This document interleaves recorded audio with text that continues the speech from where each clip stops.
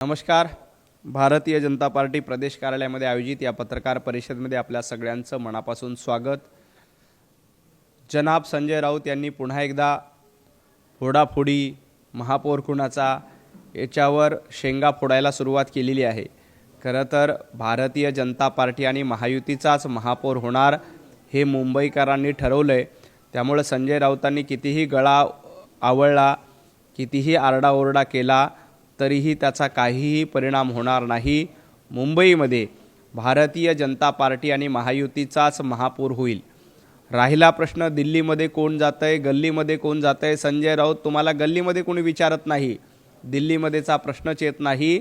दिल्लीमध्ये आमचे राष्ट्रीय नेते असतात, त्यांच्या भेटी घेतो आम्ही. त्यात तुम्हाला गैर वाटायचं कारण काय?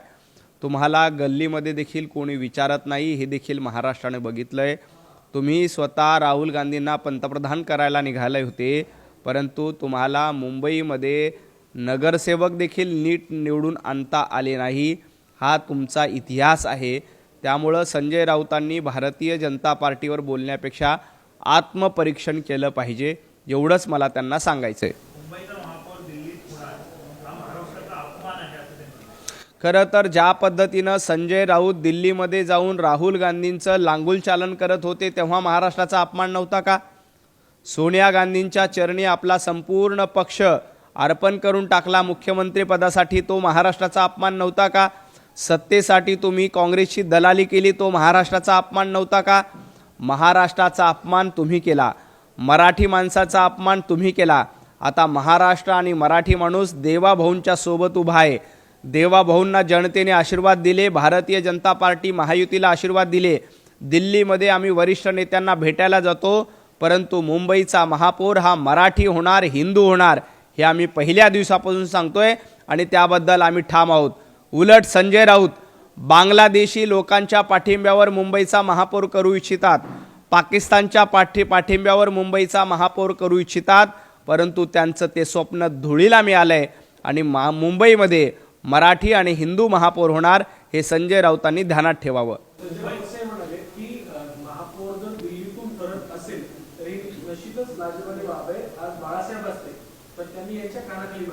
खरं तर वंदनीय हिंदू हृदय सम्राट बाळासाहेब ठाकरे आज असते तर संजय राऊत तुम्हाला लाथा घातल्या असत्या. तुम्ही बाळासाहेबांचे विचार सोडून दिले, तुम्ही बाळासाहेबांचा वारसा सोडून दिला, बाळासाहेबांचं हिंदुत्व सोडून दिलं. तुमच्या पेकाटात लाथ घालण्याचं काम शिवसेना प्रमुखांनी केलं असतं.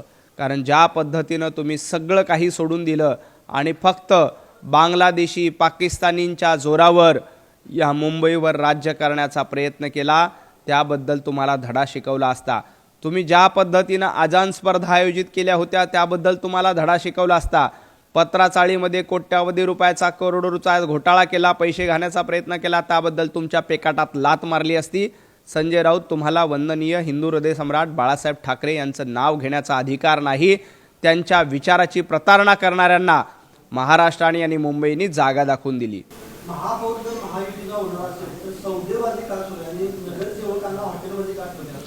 सौदेबाजीची व्याख्या संजय राऊतांना जास्त कळते, कारण भांडूपच्या गाढव नाक्यावर बसून सौदेबाजी करणं हे संजय राऊतांचा धंदा आहे. रोज सकाळी उठायचं, भांडूपच्या गाढव नाक्यावर यायचं आणि आरडाओरडा करायचा, सौदेबाजीची भाषा करायची, ही संजय राऊतांची परंपरा आहे आणि हीच परंपरा पुढे चालवण्याचं काम करतायत. सट्टेबाजीमध्ये संजय राऊत एक्सपर्ट आहेत. याआधी देखील मी सांगितलं की भारत आणि पाकिस्तानची मॅच झाली होती तेव्हा मोठ्या प्रमाणात सौदेबाजी करणं, सट्टेबाजी करणं हे संजय राऊतांनी केलं होतं. आता देखील सौदेबाजी करून जनतेनं भारतीय जनता पार्टी आणि महायुतीला कौल दिला. असं असताना सौदेबाजी करण्याची परंपरा तुमची आहे आणि हीच परंपरा पुढे चालवण्याचं काम संजय राऊत तुम्ही करतायत.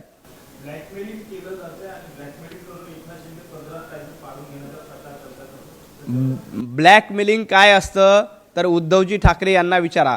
2019ला महायुती म्हणून आमच्यासोबत तुम्ही निवडणूक लढलात आणि देवेंद्रजींच्या पाठीमध्ये खंजीर खुपसला, ती सगळ्यात मोठी ब्लॅकमेलिंग होती. युतीमध्ये आमच्याबरोबर लढायचं आणि मुख्यमंत्रीपदासाठी काँग्रेस आणि राष्ट्रवादीच्या दावणीला पक्ष बांधायचा, त्याला ब्लॅकमेलिंग म्हणतात. एकनाथजी शिंदे ब्लॅकमेलिंग करणारे नाहीत तर जनतेसोबत उभे राहणारे नेते आहेत, लोकांना सोबत घेऊन पुढे जाणारे नेते आहेत.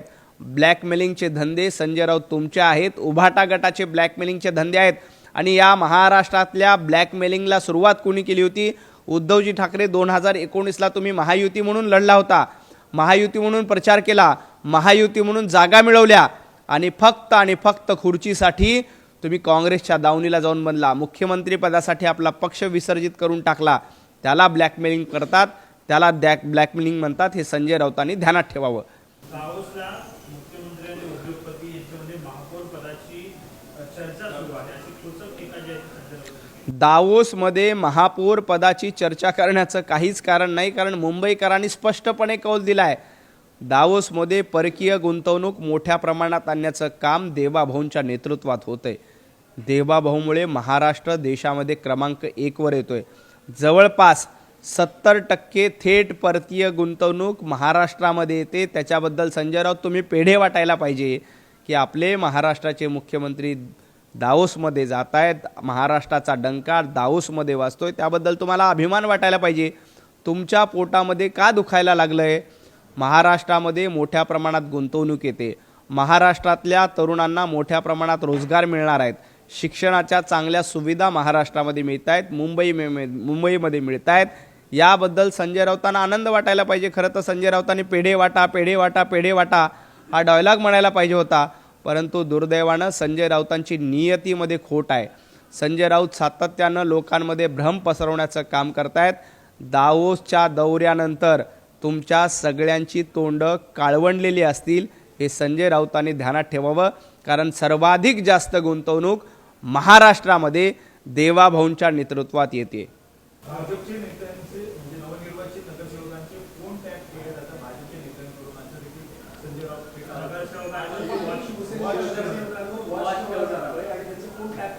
महाविकास आघाडीचं सरकार असताना पत्रकारांचे फोन टॅप केले जात होते, आमदारांचे फोन टॅप केले जात होते, सर्वांचे फोन टॅप करण्याचा धंदा संजय राऊत तुमचं सरकार असताना केलं. आता आम्हाला फोन टॅपिंगचीही गरज नाही. आमचे नगरसेवक तर बिनधास्तपणे मुंबईमध्ये फिरतायत, कुठेही आम्ही कोणाला बसून ठेवलेलं नाही आणि आम्हाला ती गरज देखील नाही. फोन टॅपिंग करण्याची परंपरा आमची नाही. तुम्ही कशा पद्धतीनं महाविकास आघाडीचं सरकार असताना लूट केली होती, फोन टॅपिंग केलं होतं. तुम्ही एका आमदारांचे फोन टॅप केले होते.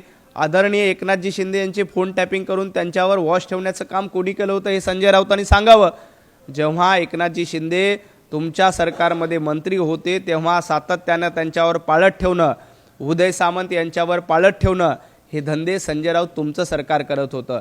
अनिल देशमुख यांच्या काळामध्ये कशा पद्धतीनं लोकांवर पाळत ठेवली जायची, कशा पद्धतीनं वसुली केली जायची, हे देखील महाराष्ट्राने बघितले. एवढंच नाही तर त्या काळामध्ये पत्रकारांना देखील तुम्ही सोडलं नाही. तुमच्या आमदारांना तर सोडलंच नाही, पत्रकारांना देखील सोडलं नाही. हा महाराष्ट्र देवाभाऊंचा महाराष्ट्र आहे.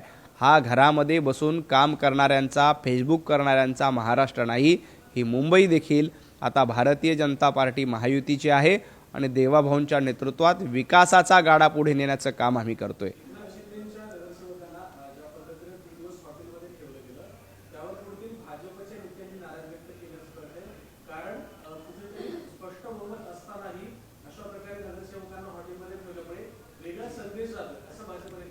भाजप नेत्याची कुठेही याबद्दल नाराजी नाही. एकनाथजी शिंदे हे आपल्या नगरसेवकांची ओळख व्हावी, कशा पद्धतीनं भविष्यामध्ये जनतेची सेवा करता येईल याबद्दल मार्गदर्शन व्हावं म्हणून सर्व नगरसेवकांना एकत्रित बसवलेलं आहे. त्याबद्दल भारतीय जनता पार्टीला आक्षेप असण्याचं काहीही कारण नाही. आम्हाला अतिशय कुठल्याही परिस्थितीमध्ये आक्षेप नाही. भारतीय जनता पार्टी आणि महायुतीचाच महापौर महाराष्ट्रात होईल याबद्दल एकनाथजी शिंदे यांना देखील माहिती आहे. त्यांनी आपले नगरसेवक एकत्रित यावेत, एकमेकांच्या ओळखी व्हाव्यात, यासाठी एकमेकांना सोबत घेण्याचं काम केलंय. त्याच्यामध्ये कुठलीही गैर नाही. भारतीय जनता पार्टीला त्याबद्दल कुठलाही आक्षेप नाही.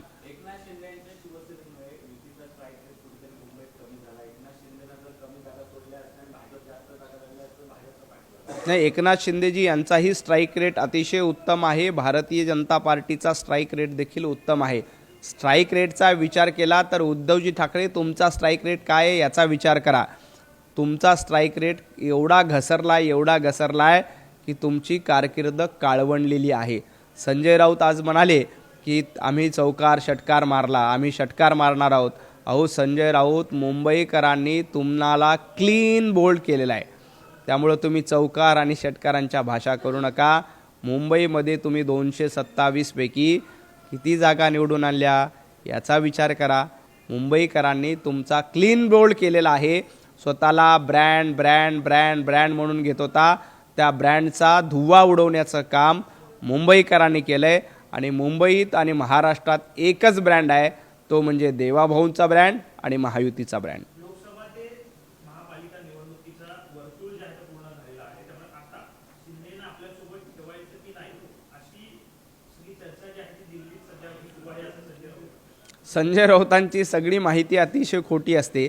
एकनाथजी शिंदे आमच्यासोबत आधी होते, आताही आहेत आणि भविष्यातही राहील. 2029ला देखील देवाभाऊ, एकनाथजी शिंदे आणि अजितदादा यांच्याच नेतृत्वात आम्ही लोकसभा लढणार आहोत, यांच्याच नेतृत्वात विधानसभा लढणार आहोत. आणि 2026 नंतर आता कधी 31ला महापालिका निवडणुकीला येतील, तेव्हा देखील आम्ही देवेंद्रजी फडणवीस, एकनाथजी शिंदे यांच्याच नेतृत्वात पुढच्या महापालिका देखील लढू. संजय राऊत, तुमची किती इच्छा असतील, तुम्हाला वाटत असेल की कावळ्याच्या सापानं गाय मरेल, पण तसं होणार नाही. एकनाथजी शिंदे, देवाभाऊ, अजितदादा हे 2029ला एकत्र राहून तुमचा उरलेला पक्ष आणखी किंचित करण्याचं काम निश्चितपणे करतील.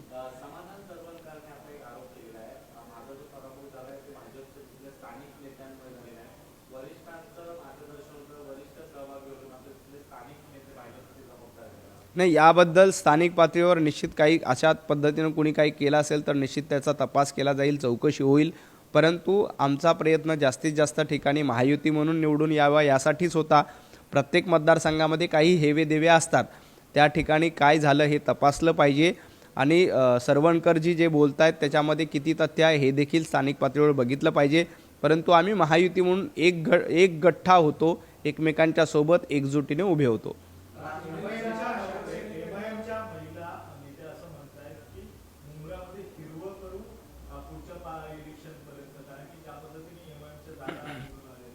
नाही, MIMचा प्रयत्न असेल की अख्खा महाराष्ट्र हिरवा करायचा, परंतु हा छत्रपती शिवाजी महाराजांचा भगवा महाराष्ट्र आहे. इथं कुणीही अशा पद्धतीनं हिरवा करण्याचा प्रयत्न केला तर त्यांच्या स्वप्नामध्ये देखील शक्य होणार नाही. कारण हा महाराष्ट्र छत्रपती शिवाजी महाराजांच्या भगव्याने नाहून निघालेला महाराष्ट्र आहे. आम्हाला अशा पद्धतीनं हिरव्यांशी लढा घेण्याचं बाळकडू वंदनीय छत्रपती शिवाजी महाराजांकडनं मिळालेलं आहे. त्यामुळे तुम्ही असा कितीही महाराष्ट्र हिरवा करण्याचा प्रयत्न केला, कितीही सुलतानी संकट ओढवण्याचा प्रयत्न केला, तरी हा महाराष्ट्र स्वाभिमानाने पुन्हा उभा राहील. कितीही बांगलादेशींच्या जोरावर, कितीही पाकिस्तानच्या जोरावर MIMने उड्या मारल्या तरी MIMचं हे स्वप्न पूर्ण होणार नाही. हा शिवाजी महाराष्ट्राचा भगवा महाराष्ट्र कायम भगवा राहील, याच्यामध्ये अजिबात शंका नाही.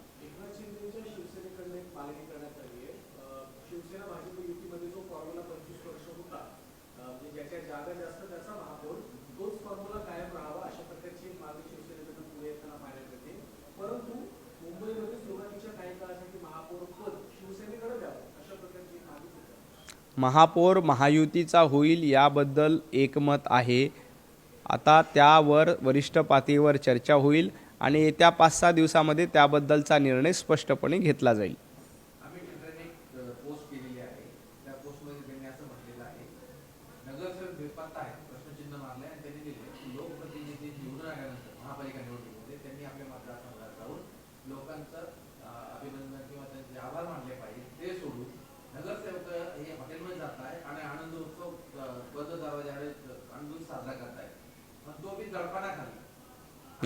माझी अमितजी ठाकरे यांना एवढीच विनंती आहे की आपण इतर पक्ष काय करतात याच्यावर लक्ष ठेवण्यापेक्षा आपला पक्ष वाढवण्याबद्दल जर का थोडंशी जास्त लक्ष ठेवलं तर मुंबईमध्ये आपल्याला डबल डिजिटमध्ये नगरसेवक निवडून आले असते. खूप खूप धन्यवाद.